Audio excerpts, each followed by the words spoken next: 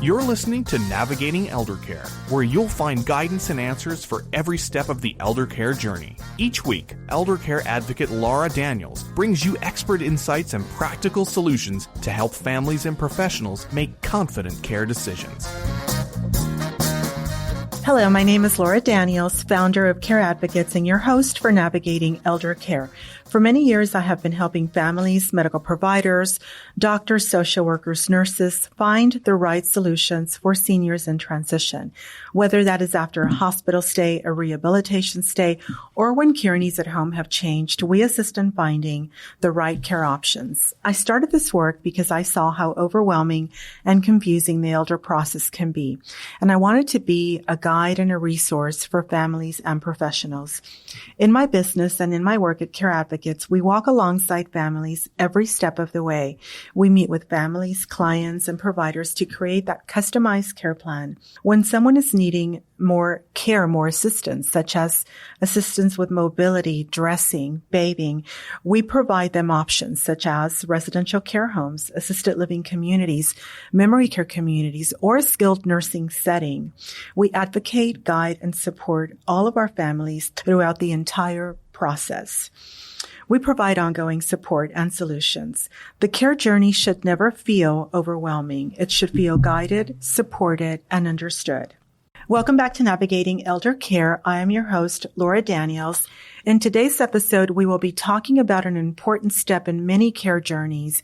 That is a transition from hospital into short-term rehabilitation stay and what quality care truly looks like in that care setting. Joining me today is Roxanne Burgener. Welcome, Roxanne. Thank you. She is a licensed nursing facility administrator at the Estates of Shavano Park, a beautiful community known for combining clinical excellence with comfort and compassion. Let's start by defining what is a skilled nursing facility, also known as a SNF. That is where someone goes when they need more medical care than can be provided at home or in an assisted living community. It is staffed with nurses, therapists, and people who help you recover after a hospital stay, surgery, or illness. It's kind of like a bridge between a hospital and home. What inspired you to work in a care setting with older adults? Sure. Laura, thank you again for having me on your podcast.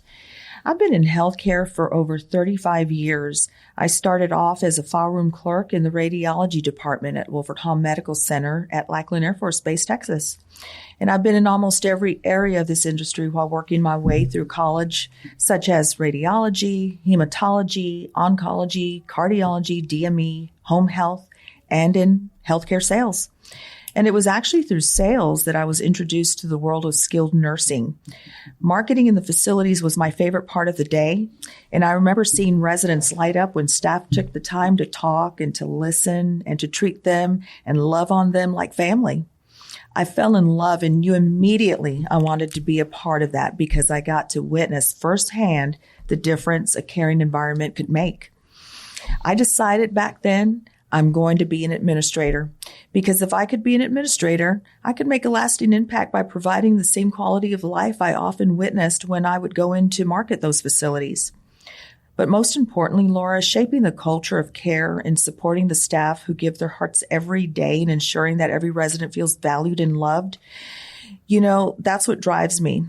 And what really drives me is knowing that families place enormous trust in us. It's not easy, but when you go into this business with the right heart and mindset and with humility, you can be successful in creating an environment that's filled with warmth and with purpose. They deserve it.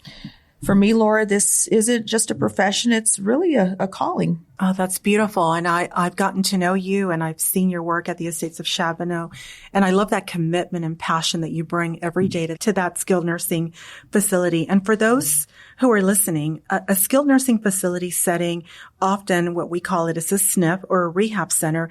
It is a licensed medical setting that provides 24-hour nursing care and rehabilitation services for those patients who need more medical support that can be given at home or in an assisted living community. These facilities, a skilled nursing facility like the one that Roxanne is here to talk about today, They are staffed with registered nurses, therapists, and other medical professionals who help patients recover after a hospital stay, after surgery, or an illness.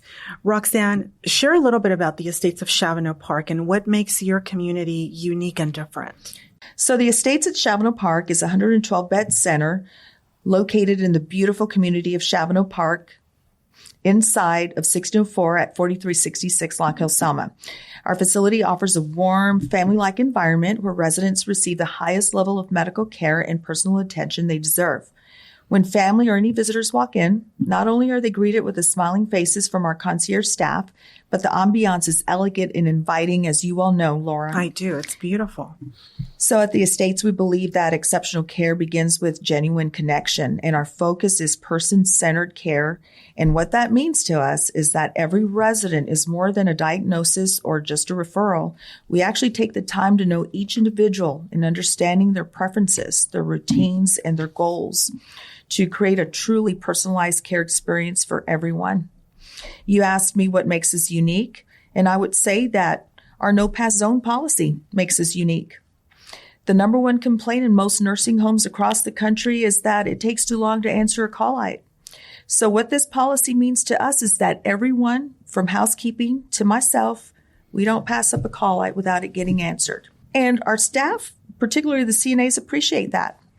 Because most of the time, it's, I dropped my remote, or I can't find my call-out, or I need a glass of water or some coffee. And those are things that any one of us at that facility can assist with. The simple little things that are important to them. Yes, absolutely. And it frees up our staff from doing the bigger things that we're not qualified to do, such as changing and transferring and bathing. Mm-hmm. So it's a very important policy to us, and it's one that we follow well, and it's certainly appreciated by the family and the residents. Yeah, and we know that the care is there. I know that because I hear that from families. We know that the response time is there, but also it's such a beautiful place. My God, the smell, the decor, very boutique retreat-like feel, cozy.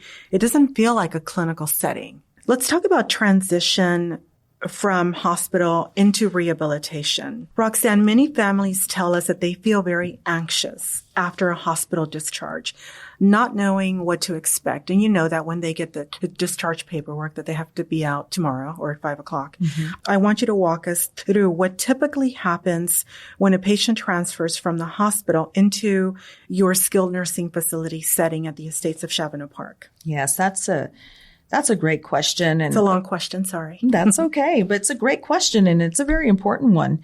You know, when families transition a loved one from the hospital to a skilled nursing facility like the Estates at Shavano Park, it can be an emotional and an uncertain time. The transition from hospital to skilled nursing is a critical step in recovery, and our team at the Estates work closely with hospitals, physicians, and families to make the process smooth, safe, and reassuring. Once a hospital physician determines that a patient is ready to move to a skilled nursing facility, our admissions and clinical teams begin working directly with the hospital's discharge planners. We review the medical records, the therapy needs, and the medication orders to ensure we're fully prepared for the patient's arrival. This coordination allows us to provide seamless care from day one without any gaps or confusion. So when your loved one arrives, they're greeted by our admissions team and nursing staff who complete a thorough assessment to confirm that care plans and the medications and the therapies are all correct. We take the time to introduce key caregivers and show both the resident and families around the facility so that they feel comfortable in their new environment. Within the first 24 to 48 hours, our interdisciplinary team, which would include the nurses, the therapists, the dietary department, and social services, we will meet to create a personalized care plan. The families are encouraged to participate in these discussions so that everyone understands the goals for recovery and ongoing support.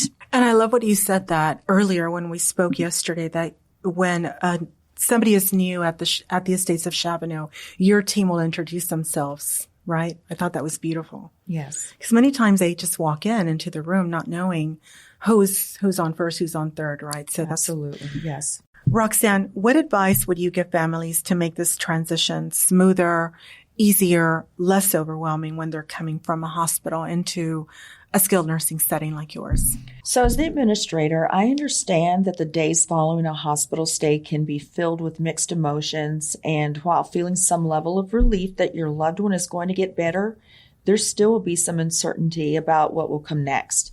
Moving from the acute hospital setting to a nursing facility is a major transition, and it's normal to feel overwhelmed and anxious. Our goal is to make this experience smooth and comforting as possible.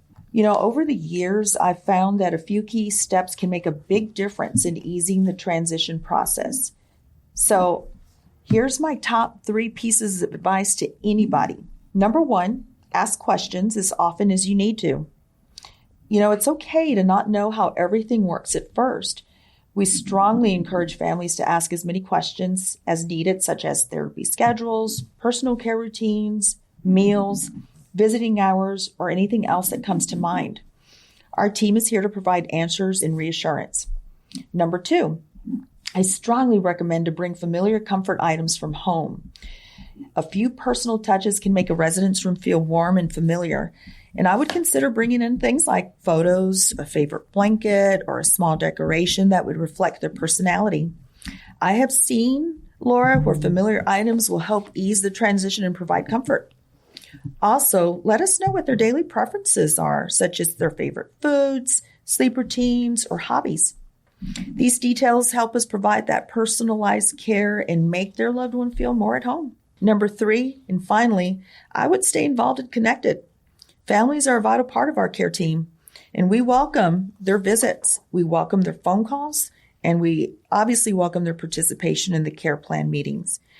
Being engaged helps our residents stay motivated and supported, and it helps you as the family member feel confident about the care being provided. I love all that advice. Roxanne, let's talk about levels of care and support. You provide both short-term rehab and long-term care. Can you explain the difference and how families can tell which is the right fit for their loved one? Sure. So short-term rehabilitation is focused on recovery. The purpose of it is to help patients recover and regain independence after a hospital stay due to a surgery or an illness or an injury. Residents at the estates will receive 24-hour skilled nursing care and therapy services such as physical and occupational and speech therapy in order to help them regain strength and their mobility and their function back. Our goal is to help each person reach their highest level of independence and safely return home as quickly as possible. A question that I often get asked, Laura, is how long will I be there? Or how long will mom and dad be there? And the answer would be a few days to several weeks, depending on the individual's progress and medical needs. It will vary by individual depending on the goals and the therapy needs. Now, long-term care is another component to a skilled nursing facility. The purpose for long-term care is to provide 24-hour care and assistance for individuals who need continuous support with daily living or have chronic medical conditions. Long-term care at the estates is ideal for residents who are not able to live independently and require help with activities of daily living, such as bathing and dressing, perhaps medication management or mobility. We focus on maintaining comfort and dignity and quality of life through personalized care and emotional support. Now, the typical length of stay is ongoing, meaning that it's home for the residents at that point. And we recognize that because it is now their home, we work hard to respect their home space. That's very important. I see that. Yeah. We ensure that we knock before we enter. We ensure that we maintain a respectful noise level throughout. And we work hard to ensure their dignity and their privacy is being met, just like you would in your own home. Mm-hmm. I wouldn't just walk into your home without knocking. Right. I wouldn't go into your home and start making a big ruckus. And I definitely would respect your privacy in your own home. So that's how we have to look at it. I get the feel of it. I've been there. It's so peaceful, right? And quiet. It's not loud. And Roxanne, let's talk about specialized services. And you provide such a valuable option, which is respite care, short-term stay. Mm-hmm. As you know, not all assisted living communities provide that short-term respite stay, I want you to talk about how families can use this service to maybe take a little break while ensuring that their loved one receives the care that they need, and who is an ideal candidate for respite care. Sure. Or a family for respite care. Sure. So caring for a loved one, whether recovering from an illness or living with a disability, can be physically demanding and mentally exhausting, as you and I both know. It's what we call caregiver burnout. Now, caregiver burnout is a reality and can lead to stress and fatigue and, unfortunately, in some cases, abuse. So these services are designed to give any family or caregiver that temporary relief that they need to rest and to recharge and to attend to their own personal needs while their loved one is being cared for. Depending on what the family needs, it might last a few days, a weekend, or even longer. I'd like to say that a lot of families feel guilty or even hesitant when utilizing this kind of care.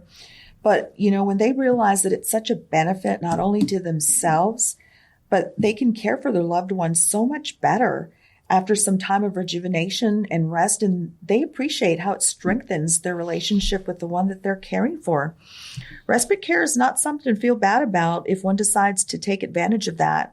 So, yes, I've seen respite care offer a lot of peace of mind to many families. Well said. It could also be for someone that is maybe going on vacation and they want to leave their loved one there for a few weeks, or as with a family I'm working now, they have water damage in their home, so they're looking for a short-term stay. Sure, it could be for any reason. Absolutely. Yeah.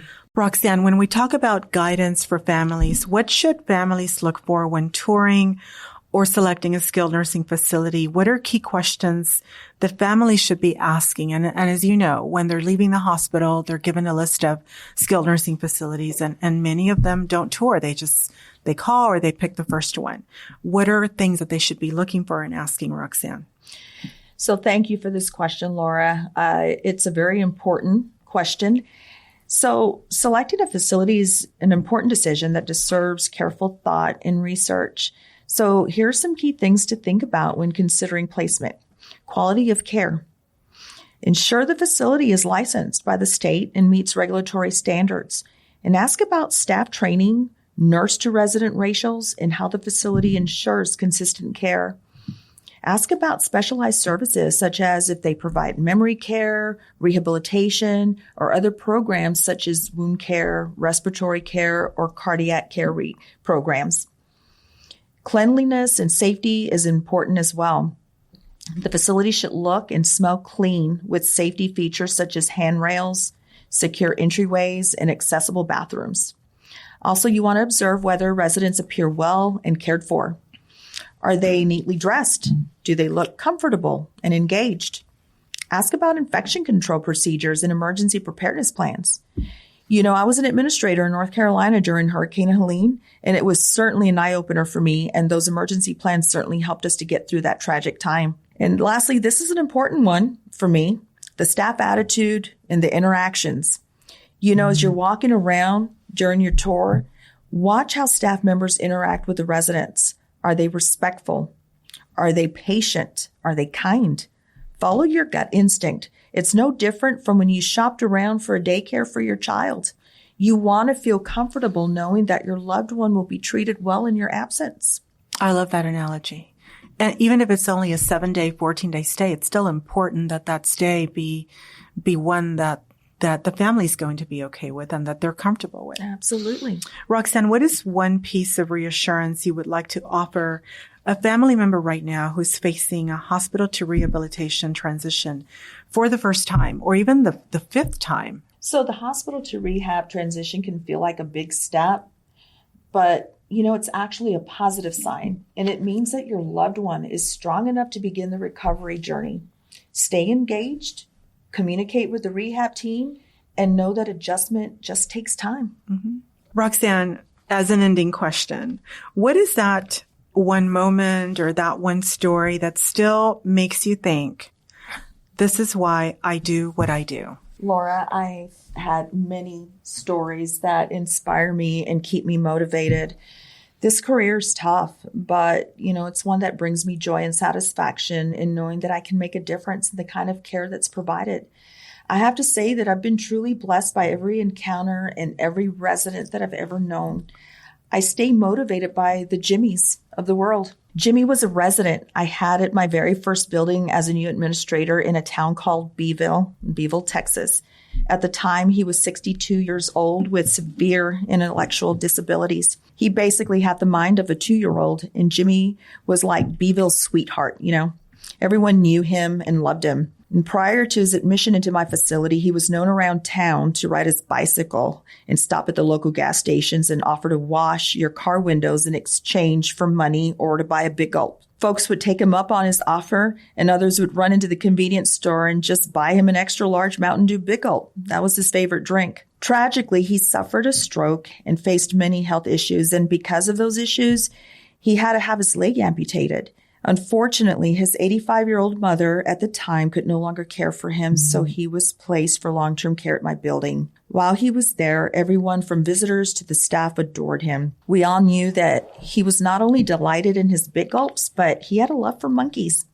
So every morning when I would arrive to work, I would draw him monkeys on his notepad or coloring book before I headed to my morning meeting.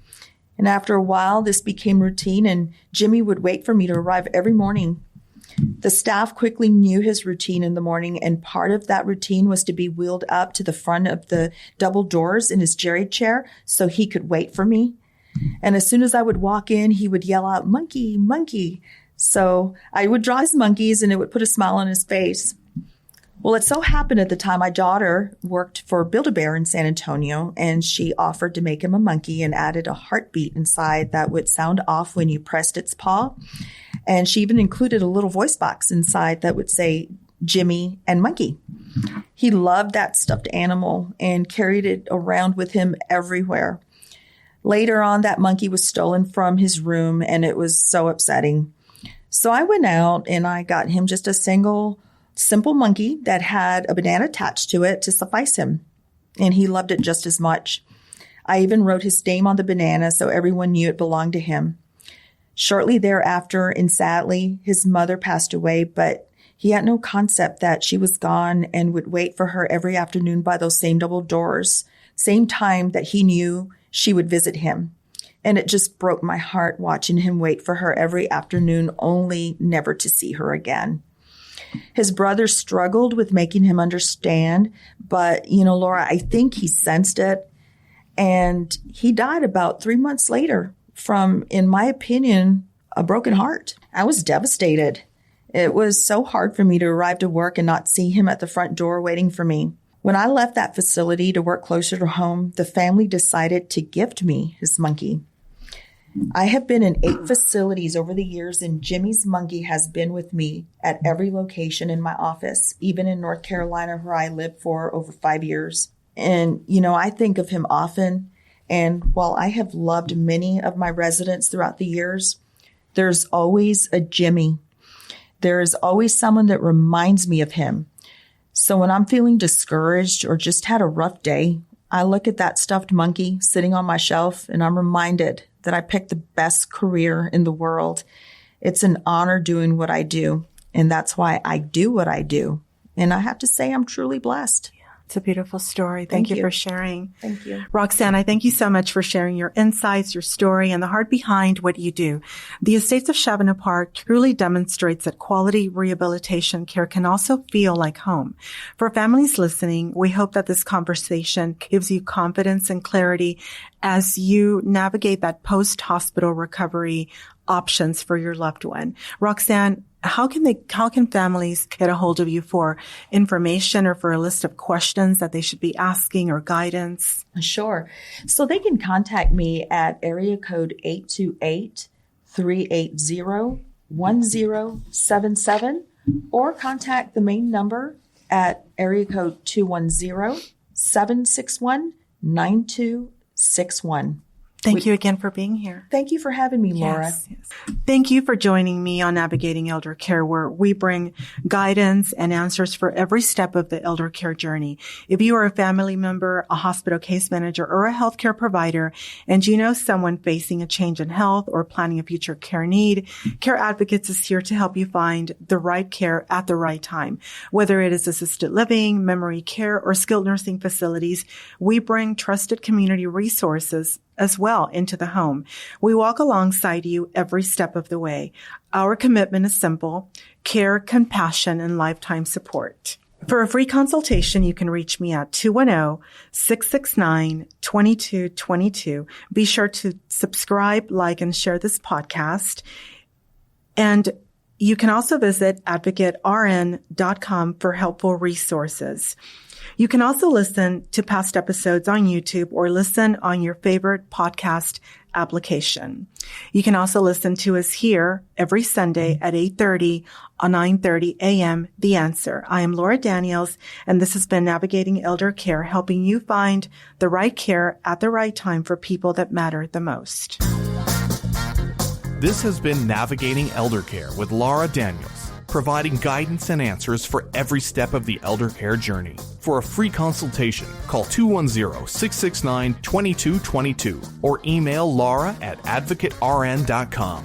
Catch every episode on 9:30 a.m. The Answer, YouTube, your favorite podcast app, or at advocatern.com.